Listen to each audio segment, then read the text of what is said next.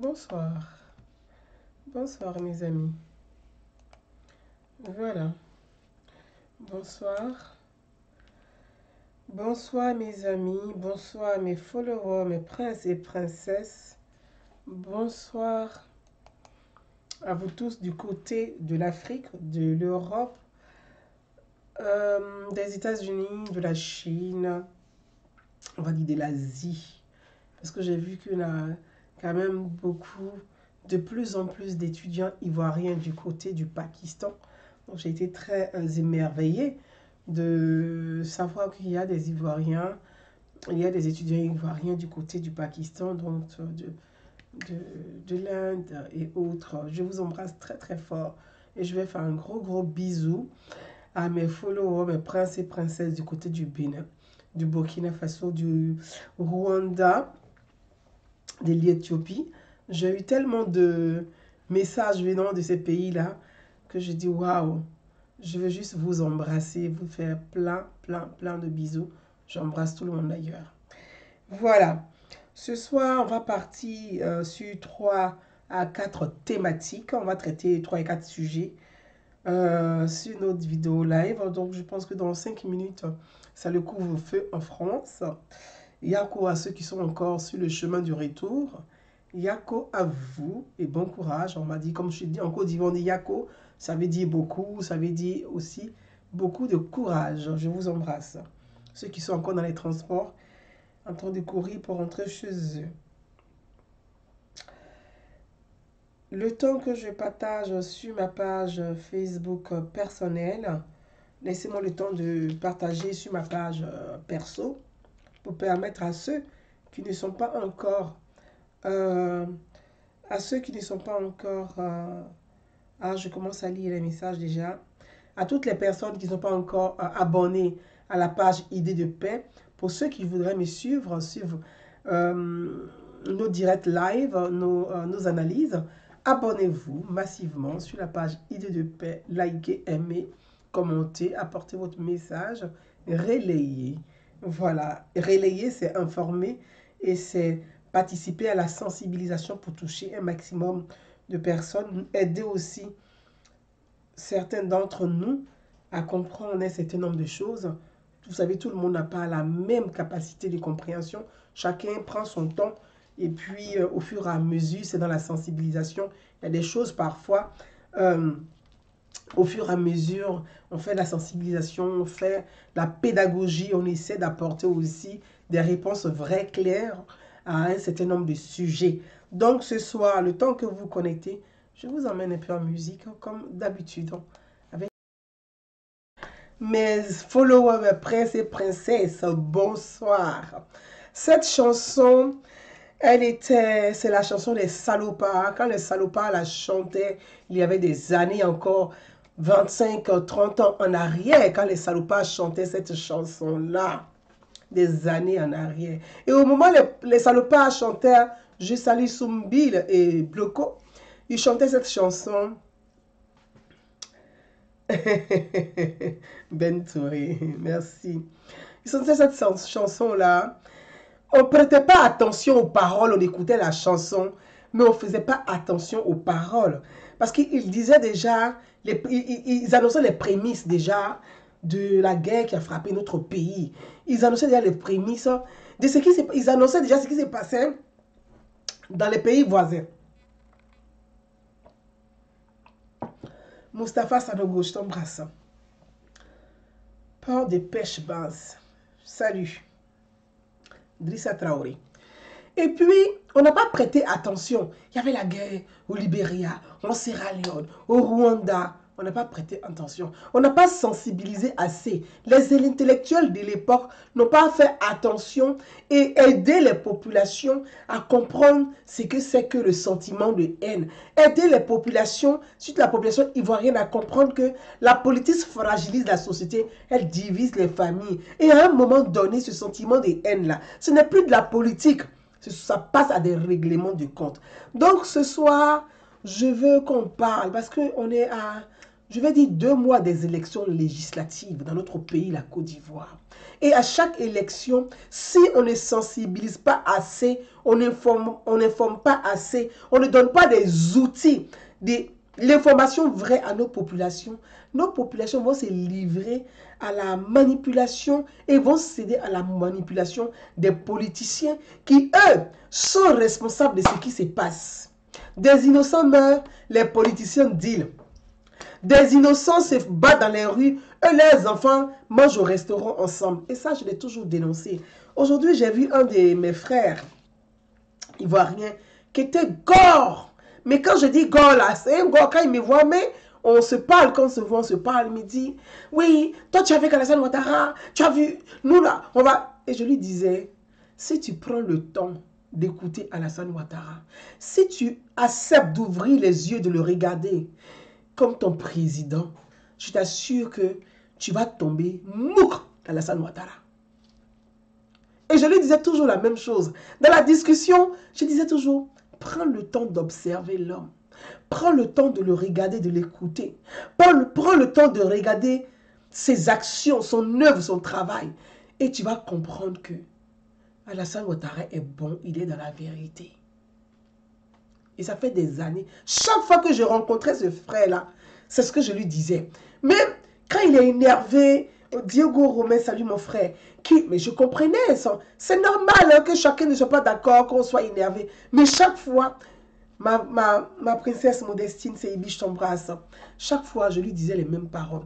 Mais j'ai été heureuse aujourd'hui, je vais vous faire cette petite confidence. Quand j'ai vu ce frangin, ce frère ivoirien, quand il m'a vu, il neigeait, c'est lui-même qui a couru, il est venu vers moi, il dit, ma soeur. Je dis oui. Il dit, c'est toi qui avais raison. Je dis, pourquoi? Il dit, tu avais raison. Tu as vu les enfants qui sont morts pour rien? On nous a blagué. Tu as vu? Ils n'ont pas voulu participer aux élections. Des enfants sont morts. Aujourd'hui, là, voilà Bédier, voilà Afi, voilà les gens, voilà EDS. Regarde ce qu'ils sont en train de faire. Des enfants sont morts pour rien. Ma soeur, tu avais raison. Et il me dit, moi-même, je vais militer même pour que Alassane Ouattara reste au pouvoir jusqu'en 2025. Là, il n'a qu'à se présenter encore. Et il me fait cette confession-là. Je l'ai regardé, j'ai souri. J'ai dit, je suis contente pour toi. Enfin, tu t'es libéré de ce poids. Parce que la haine, là, tu as déchargé la haine. Tu as déposé la haine à côté. Et tu vois enfin qui est Alassane Ouattara. Parce que quand tu te nourris de haine, Assi Bernabé, mon frère, je t'embrasse. Quand tu te nourris de haine, tu as les yeux fermés, tu es dans l'obscurité. Tu as les yeux fermés, tu ne vois pas autour de toi. Tu ne sais pas ce qui se passe. Tu as les oreilles bouchées, tu ne veux rien entendre. Tu ne veux rien entendre. Tu ne veux rien entendre. Quand tu as les yeux fermés. Et moi, sur les réseaux sociaux que nous sommes, nous devons aider nos compatriotes, nos frères, nos sœurs à ouvrir les yeux, à regarder autour d'eux, à voir ce beau pays que nous avons qui est la Côte d'Ivoire et à regarder, à embrasser cette chance que nous avons d'avoir à la tête de la Côte d'Ivoire un homme d'État. Mes amis, on va aborder, je vous ai déjà dit, tous ceux qui font les publicités, je vais vous bloquer sur ma page Facebook. Et puis j'ai comme l'impression que je dois toujours répéter la même chose. Je vais vous virer de la page. Je l'ai déjà dit. Et je ne vais pas me répéter 1001 fois, en fait. Je ne vais pas me répéter 1001 fois. Vos publicités, là, je vais vous bloquer et vous virer de la page. Vraiment. Je vais vous bloquer et je ne peux pas accepter ça. À toujours répéter la même chose à un moment donné. Il y en a marre un peu, quoi, en fait. Voilà. Ma page Facebook n'est pas la page des marabouts et des féticheurs. Vraiment, s'il vous plaît, gardez votre chance pour vous, donnez à vos familles, c'est parfait. Mais ici, on parle de la société, de ce qui va faire avancer la démocratie, les institutions, ce qui va éviter la guerre à notre pays. Vous êtes des marabouts aussi intelligents sur ce continent, et c'est toujours le même continent, c'est là, il y a toujours la guerre, il y a toujours les crises, on ne voit pas ce que vous faites pour éviter ça. Donc vraiment, Laissez page ici, là. Il n'y a pas à faire des marabouts et des pasteurs là. Nous, on est des citoyens ici, là. Chacun a son petit gris-gris, il n'a qu'à garder pour lui. C'est mieux comme ça. Il faut garder pour toi, il garde pour moi. Il y a quoi? On va expliquer ça tous les jours. Aïe.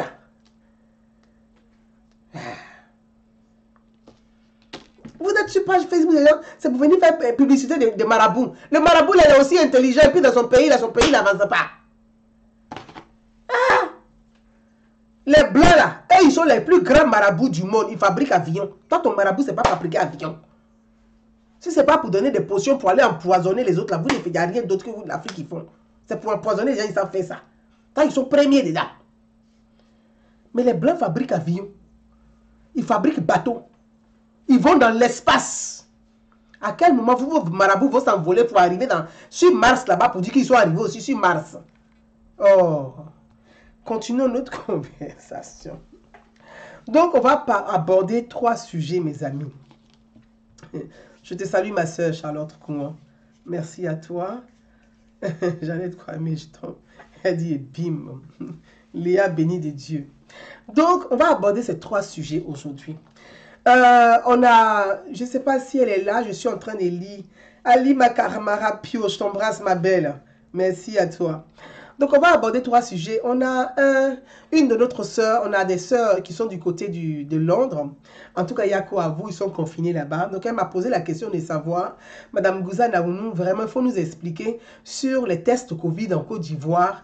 Ça coûte combien et pourquoi c'est payant? Elle m'a posé des questions. Comme je vous dis, il y a des sujets que je vais traiter, mais je ne peux pas appeler chacun. Parfois, il y a des gens qui me relancent moi. Hein. Ce n'est pas facile de répondre à tout le monde. Donc, quand je vois qu'il y a plusieurs sujets, le même sujet revient plusieurs fois, j'essaie de le traiter en même temps pour faire un global, quoi. Voilà. Donc, pour faire un global, comme on dit, pour faire un global. Donc, j'essaie de traiter le sujet en même temps pour tout le monde. Pour éviter de répondre aux gens vraiment de façon individuelle. Bien. Pour les tests Covid en Côte d'Ivoire, moi, je donne juste quelques lignes. Au niveau de la France, en Europe, voilà, en Europe, les tests Covid en Europe, dans les pays européens, en tout cas, les tests Covid, c'est payant, ce n'est pas gratuit. Je tiens vraiment à le souligner. Je pense que la répétition est pédagogique. La répétition est pédagogique et il faut toujours répéter les mêmes choses pour aider nos compatriotes à avoir l'information vraie. Les tests Covid, là, ce n'est pas gratuit en Europe. Le seul pays en Europe où l'État a pris en charge à 100% les tests Covid pour la population, c'est la France. Le seul pays en Europe où les tests Covid, là, où c'est gratuit, c'est-à-dire gratuit pour la population, mais c'est payant parce que l'État a pris en charge la dépense. Parce que avec le système social de la France est le seul pays où les populations ne payent pas le test Covid. Sinon, dans les autres pays, à Londres, c'est payant, en Suisse, c'est payant, en Italie, c'est payant, en Allemagne, c'est payant. Tous les autres pays autour de la France, là, en Europe, là, c'est payant. La France est le seul pays où les tests Covid, on dit gratuits pour la poche des populations, mais c'est l'État qui finance, c'est l'État qui paye via la sécurité sociale. Donc, ce n'est pas gratuit en tant que gratuit, mais c'est par les cotisations. Parce que le système social français, que tu aies papier, que tu n'aies pas papier, tu te soignes. Le système social français, en tout cas, moi, je le dis et je ne le cache pas, je vais dire clairement les choses. La France, là, est un des meilleurs pays au monde en matière de politique sociale. La France est un des meilleurs pays au monde en matière de politique sociale. Que tu aies les papiers, la France te soigne gratuitement. Que tu n'aies pas les papiers, on te soigne. Que tu travailles, tu n'as pas beaucoup de revenus, tu es soigné gratuitement. Tes enfants sont soignés gratuitement.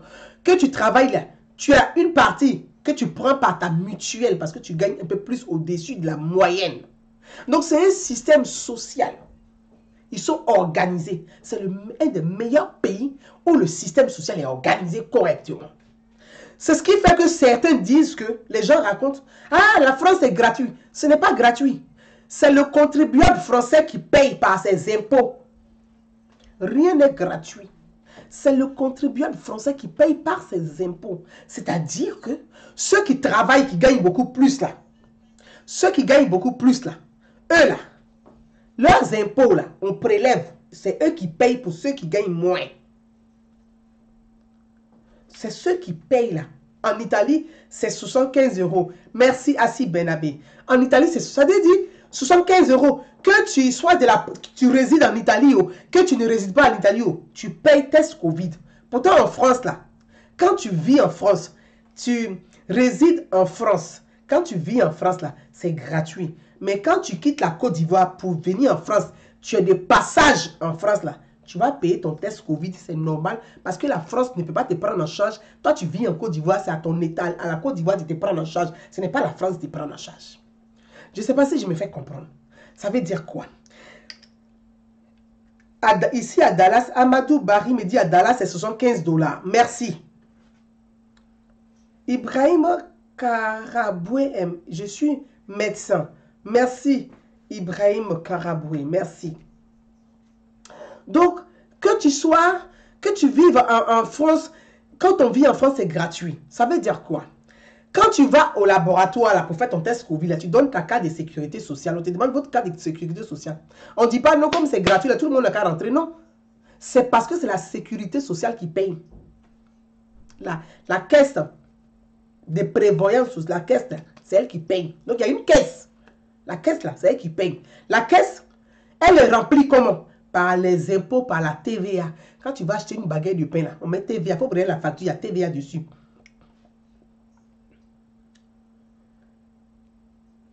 Tu mets...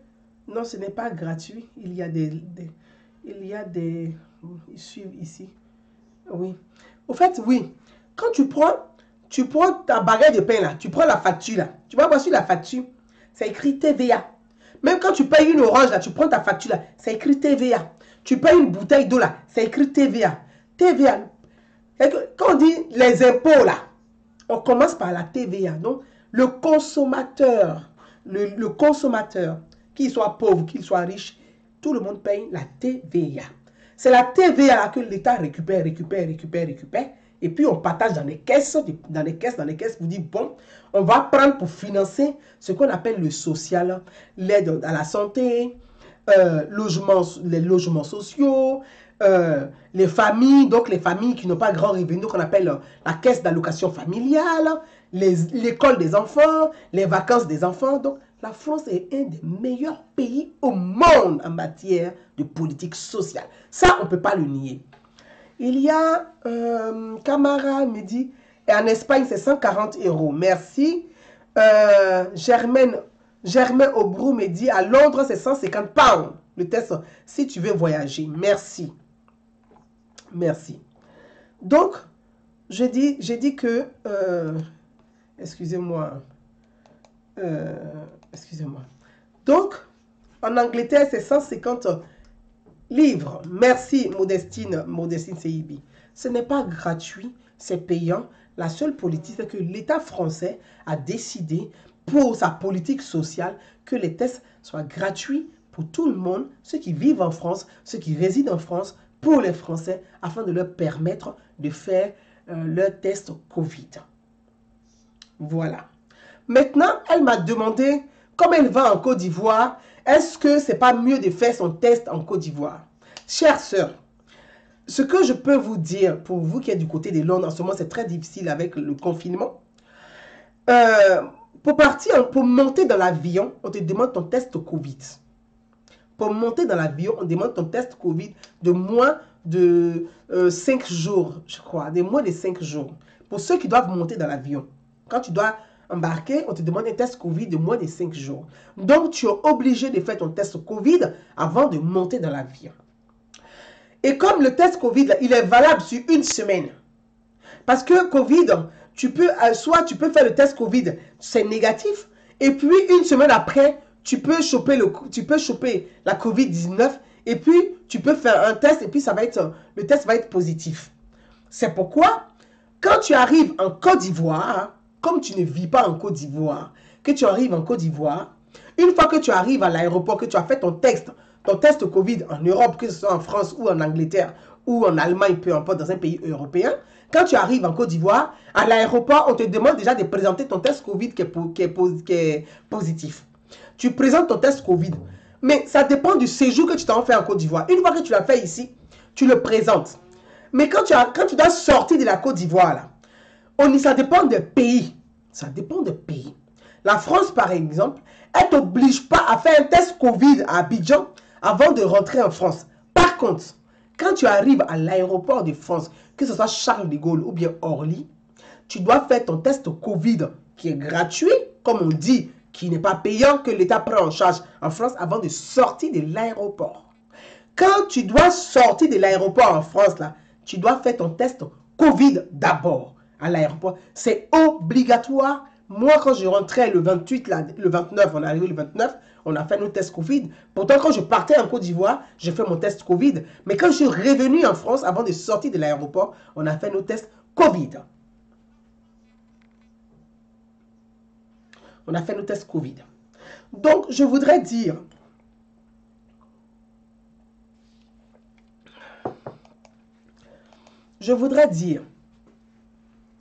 Chantal Tétard Boya, assez non merci.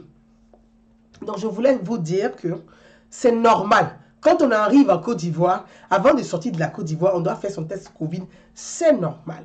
Maintenant, pour la prise en charge du test Covid en Côte d'Ivoire. Pour la prise en charge du test Covid en Côte d'Ivoire. Là aussi, je vais vous apporter des éléments d'information. Moi, je vous ai dit, je ne vais pas faire des propagandes sur les réseaux sociaux. Je vais juste apporter ma part de vérité. Et puis, quand on me pose des questions sur des sujets, je me dois de vous donner l'information juste. Je ne peux pas vous mentir, soit vous chercher à plaire pour mentir. Non, je ne veux vraiment pas de ça. Nous cotisons pour nos frais médicaux en France. Pour celui qui ne travaille pas, ne paye rien. Sinon, personne n'ira se faire... Oui, mais je n'ai pas compris. Cache-nez, ils doivent être payants. Oui, en France, mais pour ça, l'État a mis en place chaque mois pour les personnes qui n'ont pas grand revenu. Chaque mois ou chaque 3 mois, ils reçoivent des paquets, des cache-nez, des choses comme ça. Je l'ai dit tout à l'heure. Je viens d'arriver fraîchement, merci. Je l'ai dit que la France, pour moi, en tout cas, reste un des meilleurs pays en matière de politique sociale. C'est un des meilleurs pays. Et ça, on ne va pas le cacher, il faut le dire. Et il faut donner à César ce qui est à César et donner à Dieu ce qui est à Dieu. Franchement, pour ça, la France est un des meilleurs pays. Il faut le dire. Donc, je veux dire à vous, mes frères, quand tu arrives à Abidjan, en Côte d'Ivoire, il y a la politique aussi, Covid, la politique sanitaire en Côte d'Ivoire. Les Ivoiriens qui vivent en Côte d'Ivoire, là, les Ivoiriens qui vivent en Côte d'Ivoire, le test Covid est gratuit pour les Ivoiriens qui résident en Côte d'Ivoire.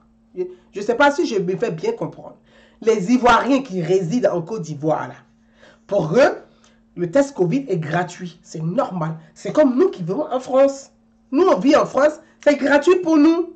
Donc, la Côte d'Ivoire, notre pays, en matière de prise en charge et de mesures d'accompagnement du Covid, sur le continent africain, la Côte d'Ivoire est un des meilleurs pays. Ça, il faut le dire. Il ne faut pas cracher sur notre pays. Il ne faut pas cracher sur la Côte d'Ivoire. Parce que la Côte d'Ivoire est un des meilleurs pays en matière de prise en charge des mesures de protection pour la COVID, contre la COVID-19. La Côte d'Ivoire est un des meilleurs pays. Et ça, il faut le dire. Et il faut dire bravo à l'État de Côte d'Ivoire. Bravo à l'État de Côte d'Ivoire pour ça. C'est normal que les Ivoiriens, la Côte d'Ivoire, le président, l'État de Côte d'Ivoire a mis en place une prise en charge pour les Ivoiriens. C'est normal. Chaque pays a sa politique pour protéger ses concitoyens. C'est normal. En Côte d'Ivoire, quand tu vis en Côte d'Ivoire, le test Covid est gratuit. Mais quand tu ne vis pas en Côte d'Ivoire, que tu as des passages en Côte d'Ivoire, tu payes ton test Covid. C'est normal. C'est comme ceux, les Ivoiriens là. Il y a des Ivoiriens qui viennent en France pour séjourner en France, qui viennent pour des cours séjours en France là. Qui viennent soit en visite pour séjourner. Mais c'est normal qu'ils payent les tests Covid. Ce n'est pas à la France de payer les tests Covid. Et là, ils payent les tests Covid. Moi, j'ai accompagné des Ivoiriens à l'hôpital américain.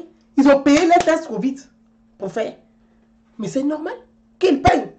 Ils ne vont pas venir pour dire, ah, mais comme je suis sur le territoire français et qu'on dit c'est gratuit, en ce moment-là, moi, ça doit être gratuit aussi pour moi parce que je suis sur le territoire français. Mais tu es sur le territoire français, mais tu n'es pas pris en charge par la France. Si tu veux, va à l'ambassade de Côte d'Ivoire. Peut-être que c'est gratuit pour vous, j'en sais rien. Mais il y a les Ivoiriens qui vivent en France, c'est gratuit pour eux. Mais les Ivoiriens qui viennent des visites, des passages en France, ça ne peut pas être gratuit pour vous parce que vous n'êtes pas comptabilisé dans la politique de prise en charge par l'État français. C'est exactement pareil pour nous. Donc nous là, quand on va en Côte d'Ivoire, mais c'est normal. Puisqu'on ne vit pas là-bas, on ne réside pas là-bas.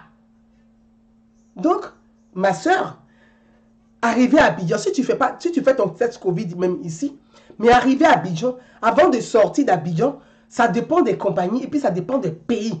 Moi, je dis pour la France. En France, ils n'obligent pas, peut-être qu'avec la mesure du Premier ministre qu'il a annoncé le jeudi dernier, là, ils exigent maintenant les tests Covid. Ça veut dire que si tu vas à Abidjan, que tu veux ressortir d'Abidjan pour revenir en Allemagne, ou revenir en Suisse, ou revenir en France, ou revenir en Angleterre, tu seras obligé de faire ton test Covid dans un laboratoire homologué.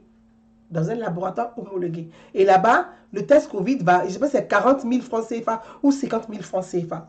Mais c'est normal que tu vas payer tes 50 000 francs CFA pour faire ton test Covid avant de rentrer, monter dans l'avion. Parce que maintenant, ce sont les dernières mesures prises par les pays. Mais c'est normal ça. Contrairement aux autres pays voisins, dans les autres pays voisins, là, au Sénégal, c'est 100 000 francs. Au Sénégal, là, c'est 100 000. Faites un test Covid. C'est payant. C'est 100 000 francs pour faire le test Covid. Mais nous, en Côte d'Ivoire, là, j'ai dit la Côte d'Ivoire est un des meilleurs pays. Ça, là, c'est une réalité. En Afrique. Parce que, chez nous, en Côte d'Ivoire, là, dans chaque commune de Côte d'Ivoire, là, à l'intérieur des pays, là, à l'intérieur du pays même, dans les villes, là, dans les régions, là, il y a des centres de dépistage Covid là-bas. Et dans les autres pays, il n'y a pas ça. Il y a un seul centre dans la capitale. Tu te débrouilles pour quitter la région pour venir dans la capitale pour venir faire ton test Covid. Mais nous, là, notre pays, là, mes amis, la Côte d'Ivoire, là, on est, comme à faire on est l'unique. Il n'y a pas deux. La Côte d'Ivoire est un des meilleurs pays, on est. C'est le vrai point. Dans les autres pays, là, renseignez-vous. Il y a combien de centres de dépistage Covid? Renseignez-vous. Il y a un seul centre dans la capitale. Même au Mali, à côté, posez question aux Maliens. Pour dire, au Mali, là, il y a combien de centres de dépistage de Covid? À Côte d'Ivoire, on a Boeing. Oui. Donc, on est l'unique. Demandez en Guinée. On a des amis guinéens. Demandez aux amis guinéens. En Guinée, il y a combien de centres de dépistage de Covid? S'il y a trop, peut-être il y a un seul centre. Pour tout le pays. En Côte d'Ivoire, on a Boeing. On est... C'est pas du jeu. On est un des meilleurs pays sur le continent. Donc, on ne peut pas cracher sur ce beau pays-là. Non. On ne peut pas. Trop fier de ce pays-là. Puis trop fier du président. Il élève le pays comme ça. Puis il nous élève avec le pays. Ça là. Il dit, ne fermez pas les yeux, ne bouchez pas vos oreilles. Ouvrez vos yeux puis regardez autour de vous. Vous serez fiers de votre pays. Ça, c'est une réalité. Donc, je pense que cette chance-là qu'on a, on peut... C'est vrai, moi qui suis là. Je critique, hein, contrairement à ce que les gens peuvent imaginer, je critique objectivement le gouvernement souvent. Mais c'est normal parce que je suis une citoyenne. Je ne dis pas que tout est rose, tout est bon, tout est parfait, tout est bonbon. Non. Mais il faut critiquer objectivement pour apporter des solutions. Et il faut proposer pour améliorer. Et ça, c'est important de le dire. Donc, voilà pour mes soeurs du côté, je vois Modestine, c'est évident pour vous du côté de l'Angleterre. Voilà ce que je peux apporter comme réponse à cette question du test du Covid. Moses Djenko, les félicitations. À vous, la grande dame et bonne compte. Merci beaucoup, merci. Merci. Donc, voilà ce que je pouvais apporter sur ces questions-là. Ensuite, je vais pour dire quand même que quand on a la chance, qu'on a une politique sanitaire au niveau, tout n'est pas rose, comme je dis, tout n'est pas bonbon, tout n'est pas rose, mais quand c'est bien, il faut le dire, en Côte d'Ivoire, il y a une meilleure prise en charge. Regardez même à Yopougon où les jeunes ont été manipulés, ils sont allés casser, ils sont allés brûler le centre de dépistage du Covid. Mais la même semaine, le gouvernement, le ministre de la Santé, le président, ils ont actionné, ils ont refait le centre de dépistage Covid. Donc, franchement, je veux dire, ouvrons les yeux et puis regardons le bonheur, la chance que nous avons avec émerveillement.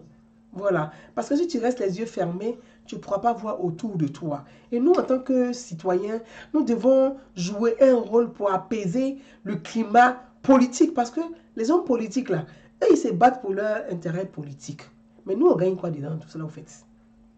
C'est des innocents qui payent les pots cassés. C'est les familles qui se déchirent pour rien.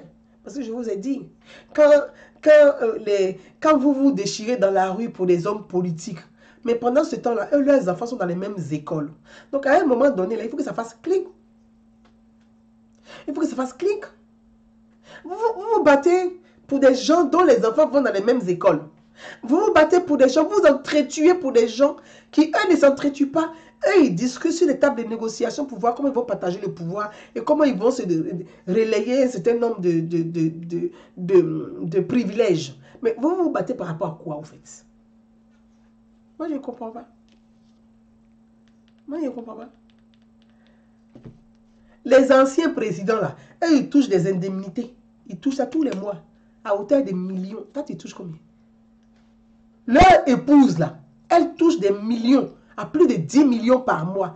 Toi-même, tu ne touches pas 1 million. Tu dois te battre pour cela par rapport à quoi? Je ne comprends pas. Pourquoi tu te bats pour eux? Est-ce que tu as une fois vu Simone Gbagbo se battre avec Henriette Kouna Bédié? Est-ce que tu as une fois vu ça? Mais toi, tu te bats à cause de eux, c'est pourquoi? Est-ce que tu as une fois vu Henriette Kouna Bédié et puis après, Dominique Ouattara se battre? Quand elles se retrouvent là, elles sont ensemble et puis elles font une belle image. Toi, tu te bats pour combien à Bobo là? C'est par rapport à quoi? Moi, c'est ce que je viens vous dire, pour vous dire. Ne mourrez plus pour quelqu'un. Battez-vous pour vous-même, ce que vous allez faire, comment vous allez réussir votre vie. Quand il y a 5 000 francs là, il faut te mettre dans la tête que les 5 000 francs là, je dois investir. Il faut que ça me rapporte quelque chose. Mais il ne faut pas dire qu'il y a 5 000 francs, il m'a au maquis. Tiens, on ne va pas toujours te donner 5 000 francs pour aller au maquis. Prends 5 000 francs et puis il faut investir dans quelque chose. Il faut investir dans quelque chose. Quelqu'un qui a envie de s'en sortir, réussir là, 5 000 francs, tu peux faire commencer business. Oui, tu peux commencer business avec 5 000 francs. Si tu as envie, si tu as quelque chose dans la tête, toi, tu peux commencer un business avec 5 000 francs. C'est celui qui ne veut rien faire, qui dit oui, il attend 2 millions, 3 millions pour faire quelque chose. Mais pour arriver à 3 millions, on commence par on commence par 5 francs. Mais commence déjà à travailler le 5 francs, 2 francs, jusqu'à arriver à 5 000, 10 000. Un matin, tu vas arriver à 5 000. Ton capital augmente. Et puis, 3 ans après, là, toi, tu as 10 millions. C'est tellement simple. Donc, ne vous battez plus pour les gens qui eux-mêmes ne se battent pas au fait. Ils habitent les mêmes quartiers. Toi, tu habites là-bas et eux. S'ils sont trop fâchés là, ils se croisent. Ils habitent les mêmes quartiers. Ils sont côte à côte, à côte, à côte, à côte. Tu as une fois entendu, ils se sont battus entre eux. Pourquoi toi, tu veux te battre pour eux? Ça là, c'est pas... En fait, voilà les enfants aujourd'hui qui sont morts inutilement. Et c'est ce que mon jeune frère me disait aujourd'hui. Il dit, madame, il dit, Gouza, moi, il te demande pardon parce qu'il était trop insulté sur les réseaux sociaux. Il dit, j'étais tellement insulté qu'aujourd'hui, il dit, oh, la fille, elle avait raison. Et on est là. Les enfants, insurrection, comment on appelle ça là? Désobéissance des, rentrer ici. Bon, toutes ces bêtises-là, les enfants sont morts inutilement. Et ces gens-là, ils sont à l'aise. Ils font comme, en fait, ils sont à l'aise. Hein? C'est comme il n'y a pas eu de mort, en fait. Ils sont à l'aise. Parce que là, c'est des discussions. Ils participent au dialogue politique. Ils sont contents. Parce qu'ils sont au milieu du débat. Ils sont contents. Alors qu'il y a des enfants, des gens qui sont morts. À cause de leur irresponsabilité. On a coupé tête des enfants, des gens, à cause de leur irresponsabilité. Mais ceux-là, aujourd'hui, là, ils portent veste. Tu vois, d'autres, quand ils arrivent à la primature, on a été reçus aujourd'hui par le premier ministre, avec Bagay. Mais ils sont contents. Ah. Mais il y a des enfants, des gens qui sont morts à cause de votre irresponsabilité, désobéissance civile, rentrée civile. Aujourd'hui, chacun négocie. Moi, je suis très contente qu'ils aillent aux élections législatives. Et je les encourage d'y aller. Parce que la politique aussi, c'est ça. Quand on dit on a une opposition là, on n'est pas une opposition des rues. On a une opposition dans l'hémicycle. La maison du peuple, c'est l'Assemblée nationale. Moi, je les encourage. Parce que ne cherchez pas à faire des désobéissances et puis chercher à être victime. On va vous mettre en prison, vous allez sortir. En fait, on est fatigué de tout ça là, au fait. On est fatigué de ça. Parce que vos enfants là, ils n'ont pas de problème quand vous appelez à la désobéissance civile. Ils ne sortent pas dans les rues pour désobéir. Et ils sont assis pour manger, pour boire, pour être heureux.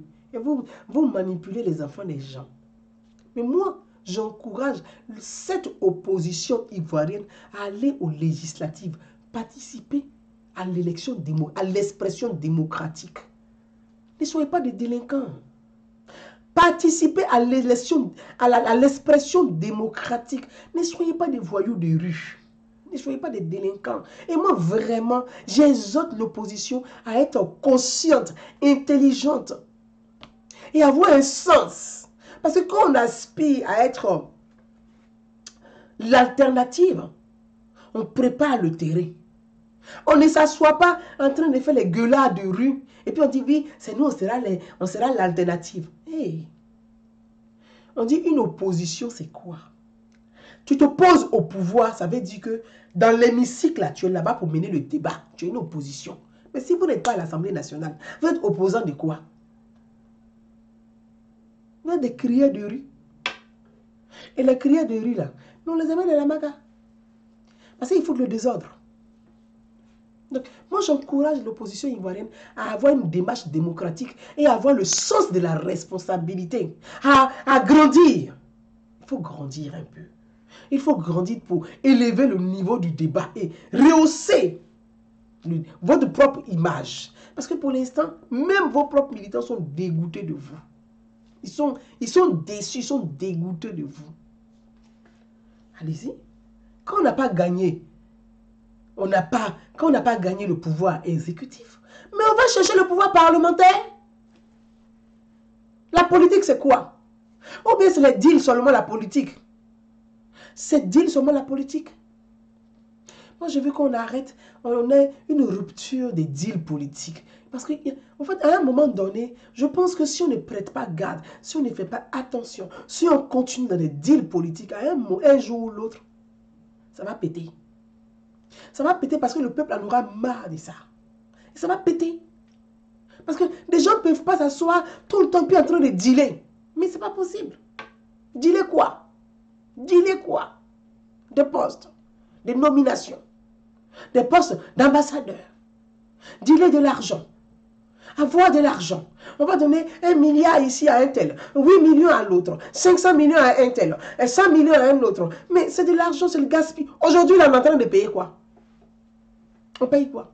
J'ai vu des jeunes frères à Abidjan qui sont dans la livraison, et je fais la transition, qui m'ont envoyé plein de messages. Mais j'ai de la compassion pour vous. Je compatis à votre difficulté. Pour dire, Madame Gouza, les tasses ont augmenté, lui l'a augmenté, et cela a augmenté, les choses ont augmenté, il faut dire quelque chose, il faut nous aider. Mais Madame Gouza va vous aider en quoi? Je peux seulement vous dire la vérité. Je peux vous dire la vérité. Je ne peux pas vous mentir pour dire, je vais m'asseoir pour dire, ah oui, c'est pas normal, il faut diminuer les taxes. C'est pas normal. On ne peut pas diminuer les taxes. C'est pas possible. On ne peut pas. On va tous payer ces impôts. On va tous les payer. Et il faut dire la vérité. Moi, je pense qu'il faut savoir, les Ivoiriens sont matures. C'est vrai que ce n'est pas la majorité qui est mature. C'est vrai. Ce n'est pas la majorité qui est mature. Mais je pense qu'une partie des Ivoiriens, en tout cas, ont cette maturité. Et sont capables de comprendre les choses. Il ne faut pas cacher. Et je pense qu'on ne va pas mentir. Parce que si on ment et si on cache, la population aura l'impression qu'on est en train de cacher des choses, on est en train de mentir. Et à un moment donné, la population ne croit plus à l'homme politique et aux politiques. Donc, on se doit de dire la vérité. Vous voyez, ces crises à répétition, ces politiciens qui dealent tout le temps et ça finit à ne pas en finir. L'argent sort d'où? L'argent sort d'où? Vous qui m'écoutez là.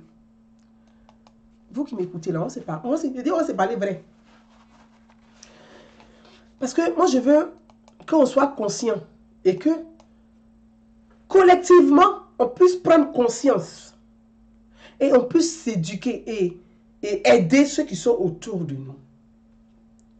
Les deals à répétition, tel veut 4 milliards, tel veut 7 milliards. Ça fait 20 ans, il y a des deals à répétition. Les deals, à chaque élection, les gens souvent ils disent, bon, on va aller au dialogue politique. Et puis quand ils arrivent, ils veulent bloquer le système, ils veulent bloquer la CEI, ils veulent bloquer la gestion, ils veulent bloquer l'État. Et puis parce qu'ils cherchent des deals, ils font des négociations, ils veulent plus d'argent. D'autres montent aux enchères, d'autres essaient de grimper un peu. Ils créent des tensions pour qu'on puisse grimper, pour leur donner un peu plus. Mais en fait, l'argent sort d'où? L'argent sort d'où? L'argent sort des caisses de l'État. L'argent ne sort pas d'ailleurs. Ça sort des caisses de l'État. L'argent, la sort d'où? L'argent qu'on leur donne là, quand on dit là et que là, on leur donne là, ça sort d'où en fait? Ça sort des caisses de l'État. Et qui paye? C'est nous, c'est vous. Donc, on va augmenter un peu l'huile parce qu'il faut payer ça. On va augmenter un peu le riz parce qu'il faut payer tout ça.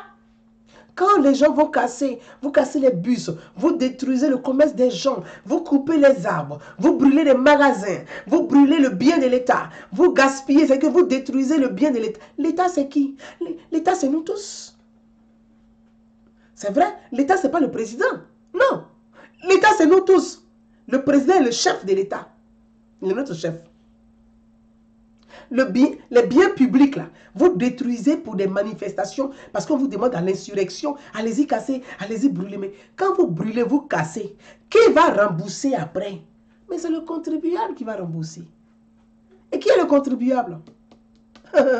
C'est vous et moi. C'est vous et moi. C'est nous qui sommes les contribuables. Et donc, c'est à nous de rembourser. Quand je fais parallèle, tout à l'heure, je vous ai expliqué. Quand en France, on paye la baguette de pain, on paye la TVA. Quand on achète une bouteille d'eau, on paye la TVA. Quand on va faire les courses dans les magasins, on paye la TVA. La France est organisée de façon à maîtriser son système de TVA là, pour ne pas que l'argent puisse se fuir. C'est pour ça, on te donne toujours la facture. Et on incite les gens à faire des courses dans des grands magasins parce que là-bas, tout est contrôlé et que l'État est sûr de récupérer sa TVA. Par rapport au marché là, où tu vois l'argent main en main là. Non, les gens ne payent pas TVA dessus. Ben oui. Donc, c'est là où on peut récupérer la TVA là. C'est là-bas où on augmente. Le problème, il est là. Donc, c'est bien beau de pleurnicher, de dire, ah, ils ont augmenté le riz, ils ont augmenté l'huile, ils ont augmenté la sardine. Mais ils ont augmenté parce qu'on casse, on détruit au fait. On pense qu'on fait du mal au président de la République. Mais non. Tu fais du mal à ta maman quand elle s'en va au marché. Tu fais du mal à ton papa quand il s'en va prendre son transport parce que tout augmente. Tu fais du mal à tes frères quand ils vont à l'école. Oui, parce que tout augmente. Les caisses là, il faut renflouer les caisses de l'État. Oui, c'est de ça il s'agit. Oui, il s'agit de ça. C'est pour ça, quand on vous dit de ne pas casser là, vous ne comprenez pas. Ah, elle dit ça parce qu'elle veut protéger Ouattara. Mais non, je veux protéger votre panier. Votre porte-monnaie là, c'est ça que je veux protéger. Vous faites du mal à qui? Tout ce que vous avez vandalisé là, il faut rembourser. On va donner l'argent où? On va donner l'argent où? Mais on va là dans les caisses. Mais dans les caisses, il n'y a pas. Pourquoi il n'y a pas dans les caisses? Merci, Tchang le deuxième, mon frère. Oui, exactement, on paye la TVA. Donc, il faut tout restructurer aussi pour que, en Côte d'Ivoire, là, que l'État puisse récupérer la TVA. Là. Il faut que l'État arrive à récupérer ça. Parce que pour l'instant, les gens, c'est que ce sont les métiers, les boulots, on dit informels là. Les gens se débrouillent, se débrouillent, se débrouillent et ils ne payent pas la TVA en fait. Donc il faut tout restructurer, rendre ça formel, organiser pour que l'État puisse récupérer. C'est la TVA là qu'on prend pour mettre dans les caisses de l'État. Quand on parle, on dit oui, le café cacao, mais le café cacao là, toi tu as combien de sacs de café cacao que tu vends à l'État par an? Toi qui parles de café cacao là, toi tu produis combien? Le café cacao là, ce sont les paysans qui produisent le café cacao puis qui viennent vendre. Et toi tu t'assois sur Facebook, tu dis il y a le café cacao. Mais est-ce que c'est ton café cacao? Toi tu n'es pas producteur. Quelqu'un vend son beau flotto puis tu dis oui, mais l'État doit prendre l'argent de la vendeuse de beau flotto là pour me donner. Mais elle vend son beau flotto à l'État. Toi, il faut faire ton beau flotto aussi pour vendre à l'État. C'est tout. C'est tout. Parce que l'État là, parce qu'aujourd'hui là, si on veut voir ceux qui payent plus d'impôts, ce sont les paysans. Ce sont les paysans qui payent les impôts. Parce que l'État va acheter, puis l'État récupère la TVA. Mais c'est cette TVA que l'État prend pour pouvoir entretenir les fonctionnaires. On paye les vos parents fonctionnaires là. C'est avec cet argent qu'on les paye. Maintenant, pour aider les pauvres, ceux qui n'ont pas suffisamment d'argent, il faudrait que ce soit de façon collective. De façon collective. Vous et moi, on doit payer la TVA à l'État pour que l'État récupère la TVA là pour pouvoir redistribuer et puis mettre dans les zones qu'il faut améliorer la santé, par exemple, le social, les mères seules, les mères qui sont les veuves et leurs enfants. Mais c'est pas les impôts qu'on va aider tout ça là. Donc, il faut que chacun paye les impôts. Donc moi, je comprends je comprends ce que vous ressentez, mais je me dois de vous dire la vérité. Je ne vais pas faire la langue de bois et puis vous mentir. Venir dire, ah, comme ce sont mes followers là, je vais les caresser, je vais mettre pommade sur eux, comme ça, je vais les garder comme followers. Non, je me dois de vous dire cette vérité, même si elle est, je dis pas, elle n'est pas triste, parce que pour moi, il y a de l'espoir si vous savez vous organiser. Donc, je vais parler des jeunes livreurs, par exemple. Je prends le cas des jeunes livreurs. L'État dit, il faut payer 5 millions, jusqu'à 5 millions sur 10 ans, ce qui revient à 47 ou 48 000 francs par mois. Pour un jeune livreur, c'est vrai, ça fait beaucoup, Mais c'est à vous de vous organiser, vous les jeunes livreurs, par exemple. Mettez-vous en syndicat. Organisez-vous en syndicat. C'est comme ça qu'on arrive à créer de grosses entreprises. On vous dit 5 millions sur 10 ans. Je donne un exemple simple. On vous dit 5 millions sur 10 ans. Toi, tu es un jeune livreur. 5 millions sur 10 ans, ça te revient à quelque chose de 47 000 francs ou 48 000 francs CFA par mois. Pour un jeune livreur, ça fait beaucoup. Ça fait un coût. Parce que tu gagnes combien pour pouvoir reverser comme taxe à l'État 47 000 ou bien 48 000 francs par mois. Donc, qu'est-ce qu'on fait? Vous vous organisez. Moi, je vous fais cette proposition. Organisez-vous. Vous faites quoi? Si vous prenez 25 jeunes livreurs, par exemple, vous créez une entreprise. Vous êtes des actionnaires dans l'entreprise là. C'est ce qu'on appelle les actionnaires. Au lieu que chacun fasse pour lui là, vous mettez ensemble. D'abord, ça va faire grossir votre boîte. Que d'avoir des petits livreurs avec des scooters. Non, vous vous structurez. Vous allez vous structurer. Vous créez votre entreprise, une SARL par exemple, ou bien vous mettez, après vous créez votre entreprise, vous dites, bon, Joe, nous sommes 20, 25, nous sommes 15 ou peu importe. Au lieu que chacun puisse avoir son entreprise, on se met ensemble, on est des actionnaires. Et donc, déjà, le coût là, vous allez amortir le coût. Vous allez amortir le coût. Vous n'allez même pas sentir même ça. Vous allez amortir le coût. De deux, déjà quand vous commencez là, vous-même les 25 ou les 15 ou les 10, en fonction du nombre là, soyez vous-même déjà des employés. Parce que quand on crée une entreprise, on travaille soi-même. Il ne faut pas dire, bon, comme on a créé, nous sommes des patrons, on va chercher des ouvriers. Non, hein? Parce que si vous avez commencé, que vous cherchez des employés, vous allez payer les employés. Alors que vous-même, là, vous travaillez déjà pour vous-même. Sur un an, le temps de stabiliser, de maîtriser votre business. Après, quand vous arrivez à vous donner un salaire, à vous payer un salaire, on se dit, bon, là, on arrive à se payer des salaires, on arrive à avoir des marchés, on a des gros marchés, l'entreprise en grandit, on peut chercher maintenant des ouvriers, on peut embaucher. C'est une bonne idée. Ça ne sert à rien d'en faire un débat politique. Non. Maintenant, mettez-vous en syndicat, par exemple aussi. Mettez-vous en syndicat. Et puis vous partez sur les tables de discussion avec le ministre ou le ministère en charge de ces questions-là. Donc le ministère du Commerce, si je ne me trompe pas. Mais mettez-vous en syndicat. Et que celui qui va vous représenter là, c'est quelqu'un qui fait le métier. Il ne faut pas que ce soit des trucs politiques. Vous allez prendre quelqu'un pour dire, ah lui là, bon, comme c'est un bon militaire, il le met devant, il va nous représenter. Ça devient politique au fait. Vous ne serez pas capable de mettre tout ce qui se passe, soit RHDP ou pas, dans votre syndicat. Il ne faut pas que votre syndicat soit un syndicat politique. Ça doit être votre syndicat. Et puis, allez vous représenter pour participer aux discussions. Pour dire, bon, monsieur le ministre, c'est vrai, on doit payer les impôts, on doit faire ceci, mais essayez de revoir parce que nous sommes quand même des petites entreprises, on se débrouille. Est-ce qu'on est...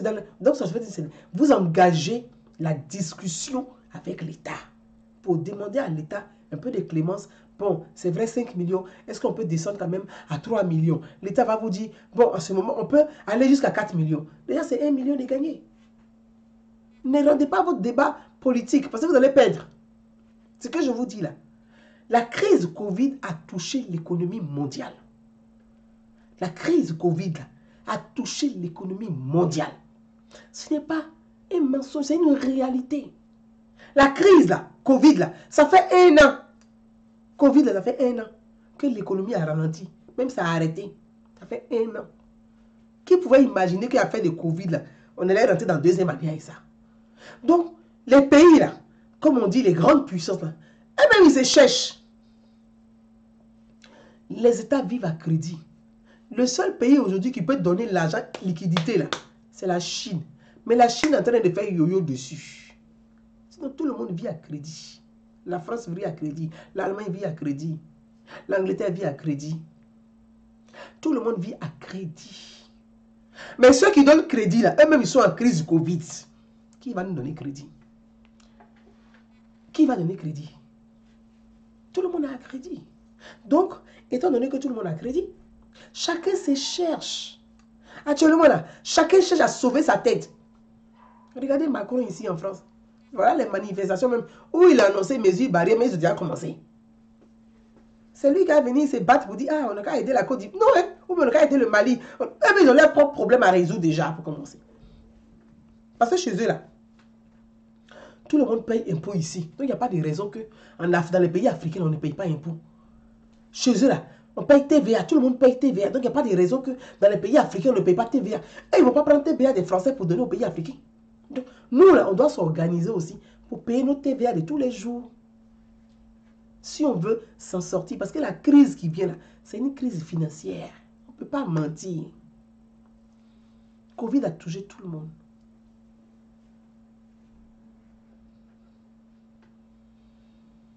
Franchement, il faut vraiment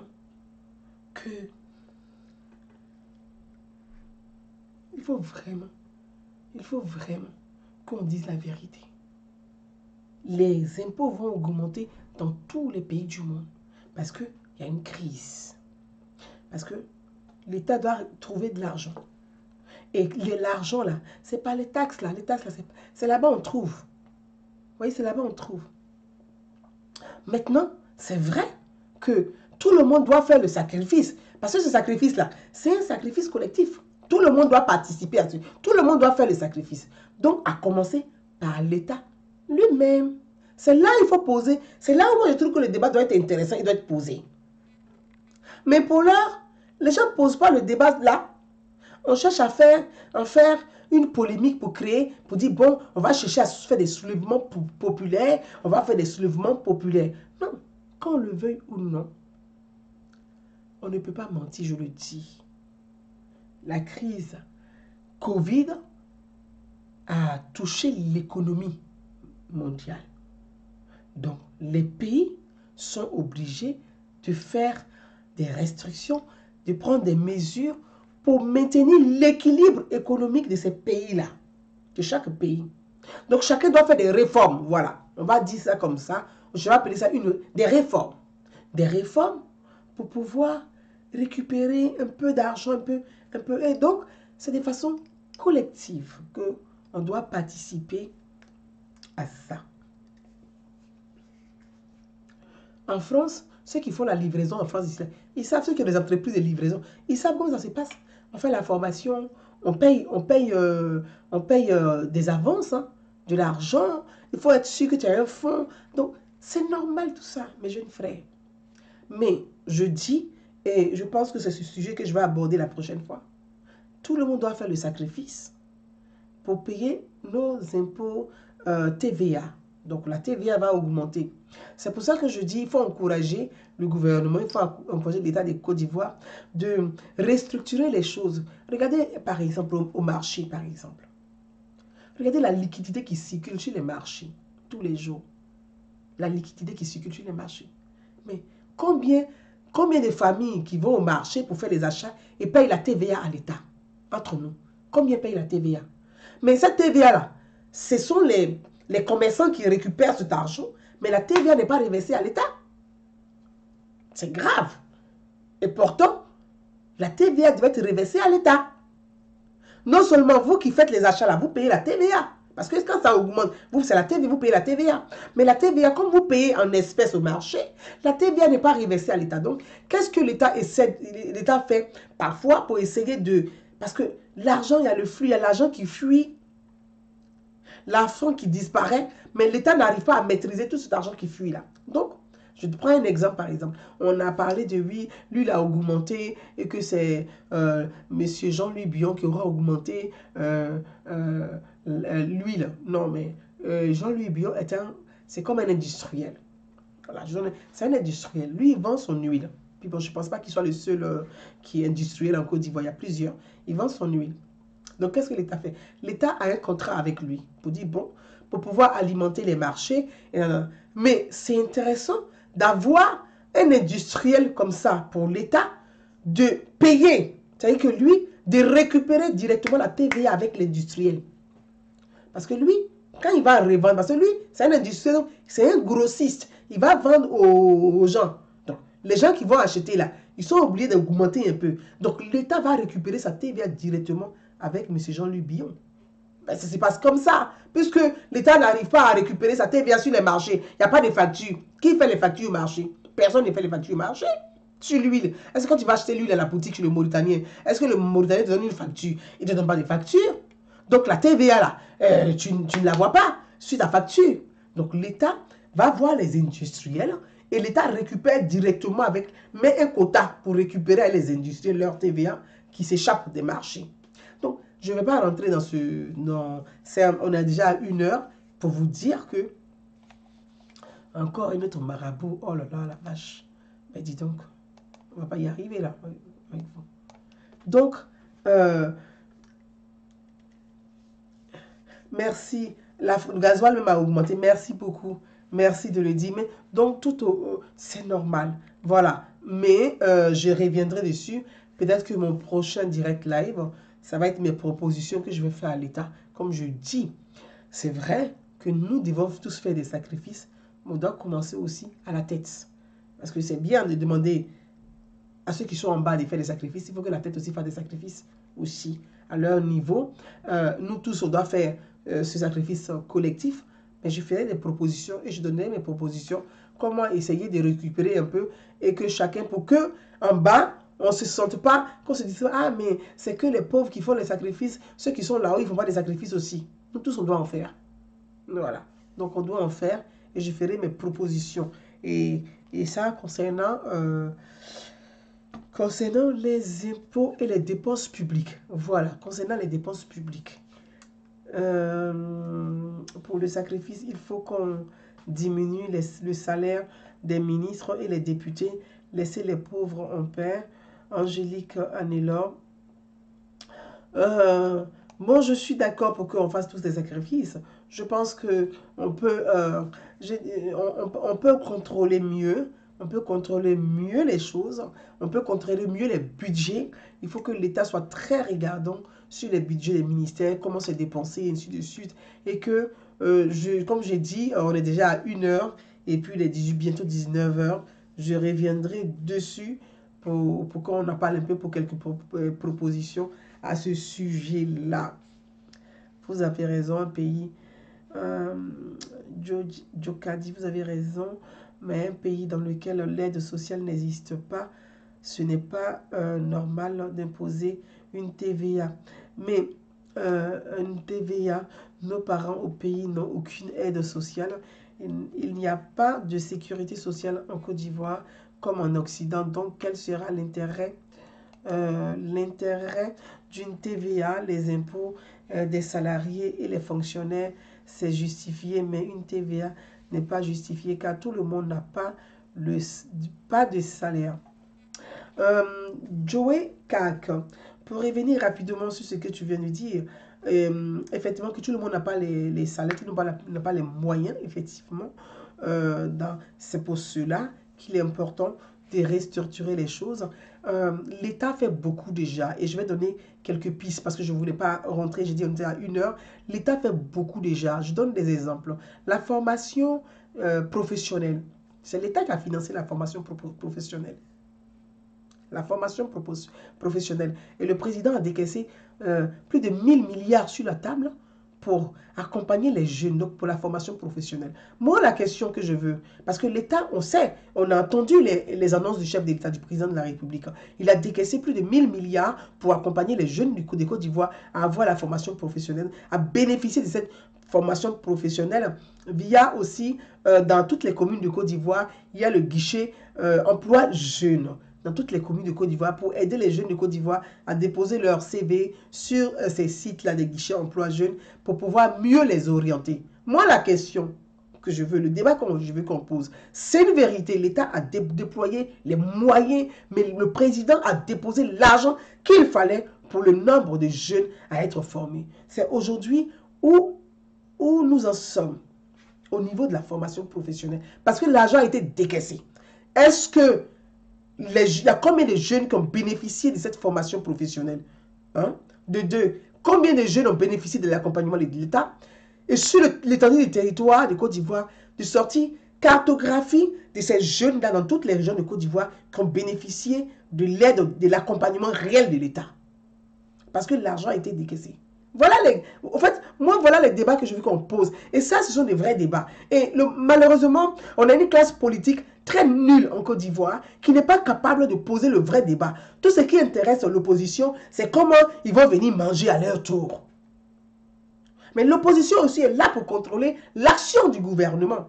Et les députés sont là pour contrôler l'action du gouvernement. C'est pour ça que je dis, j'encourage les politiciens ivoiriens et l'opposition ivoirienne à participer à l'élection législative. Parce qu'il faut qu'il y ait l'opposition, une frange de l'opposition à l'Assemblée nationale aussi pour poser ces débats-là. Et que ne pas laisser ces questions-là comme ça à des manipulateurs politiques à venir jouer avec l'esprit des gens pour créer des révoltes. Oui, mais cet argent, la TVA, mais quand le président décaisse plus de 1000 milliards qu'il pose sur la table, mais c'est de l'argent qu'il a décaissé. Mais cet argent-là, il doit être remboursé. Et c'est à nous de rembourser cet argent. Parce que le président, dans sa vision, c'est sa vision. Si on réussit à créer plus de 500 000 ou bien 1000, plus de 500 000 jeunes bénéficient de la formation professionnelle et de l'accompagnement de l'État, ces jeunes-là sont demain, c'est ce qu'on appelle la classe intermédiaire entre les pauvres et les riches. Et cette classe intermédiaire, c'est elle, normalement aujourd'hui, cette classe intermédiaire devait plus émerger et ces jeunes qui ont bénéficié de l'accompagnement de l'État, de la subvention de l'État pour la formation professionnelle, pour créer leur entreprise, pour être accompagnés, ces jeunes aujourd'hui devaient être des créateurs d'emplois.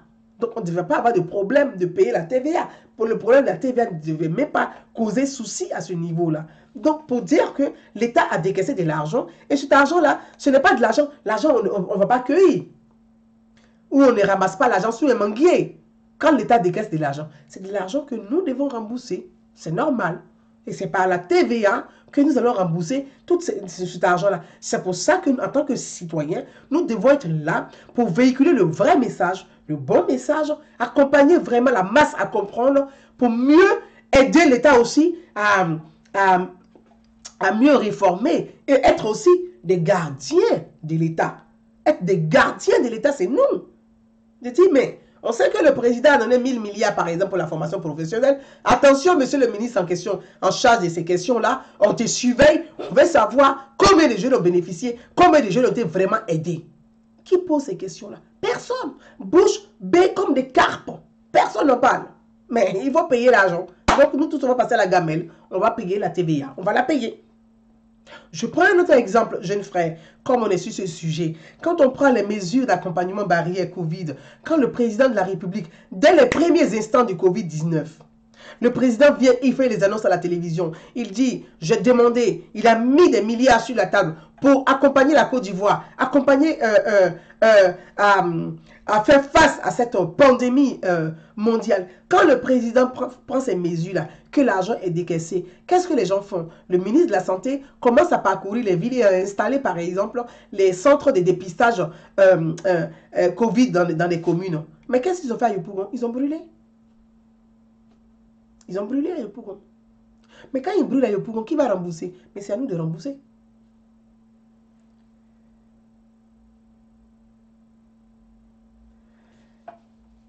Attends. Je vous ai déjà dit que les gens qui ne peuvent même pas participer à un débat comme cet idiot-là, attendez, lui, je vais le virer comme ça. Voilà. Parce que je vous ai dit, hein, j'ai dit 2021, là. Moi, les imbéciles, là, j'en veux pas sur ma page. Voilà. J'en veux pas sur ma page. Tu vas regarder. Donc, c'est l'État. Vous pensez que quoi? C'est l'État. Donc, on doit rembourser l'argent ou on ne rembourse pas. Ou même vous pensez que l'État sort l'argent et puis ça est là, on ne rembourse pas. On va rembourser. Quand on voit les mesures barrières, par exemple, où l'État distribuait du riz et de l'huile et des seaux, mais c'est de l'argent qui est sorti. Cet argent-là. Mais les caisses sont vides. Si on avait correctement, nous, en tant que les gardiens de la paix, on avait bien surveillé aussi. On avait dit, ah, il faut bien surveiller pour que, comme cet argent-là, de toute façon, c'est nous, hein. C'est l'État. Donc, tout ça, c'est par la TVA qu'on finance tout ça, au fait. C'est par la TVA qu'on finance toutes ces choses-là. Parce que l'État ne fabrique pas l'argent pour dire, bon, le président dit, ah, aujourd'hui, je m'aille sur mon manguier qui est au palais, dans la cour du palais de la présidence. Mon manguier, là, ah, il s'en va là-bas, puis il trouve des seaux d'argent. Non, c'est pas ça comme ça. Mais c'est par la solidarité, là, la TVA, là. C'est ce qu'on appelle la solidarité. Donc, c'est par la solidarité que nous tous, nous allons participer, nous allons contribuer à faire émerger notre pays. C'est pour ça qu'on dit les contribuables. Donc, vous ne voulez rien payer et vous voulez que l'État vous donne tout. Mais l'État enlève ça où pour vous donner, en fait.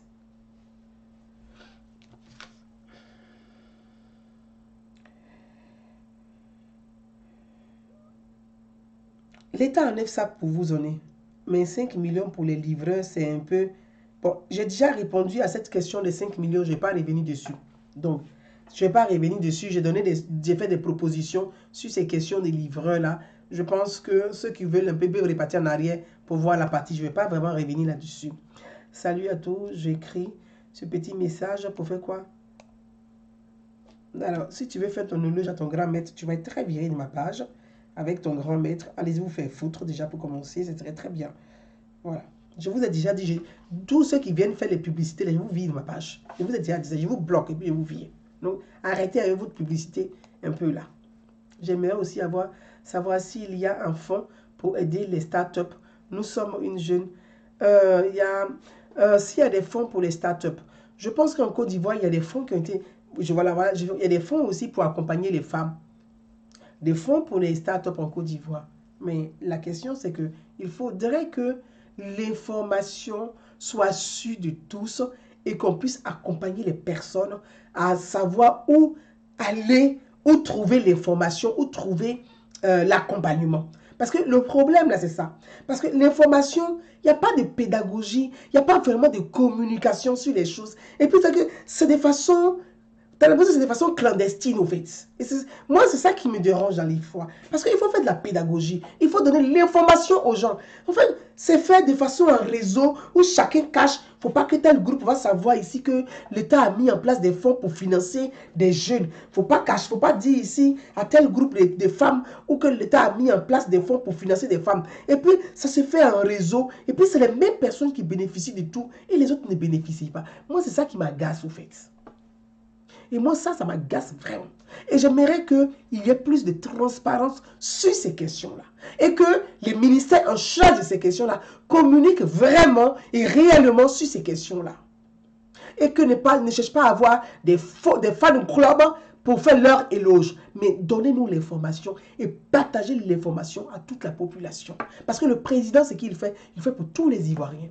Il ne le fait pas pour un groupuscule de personnes. Donc, ne gardez pas l'information pour vous.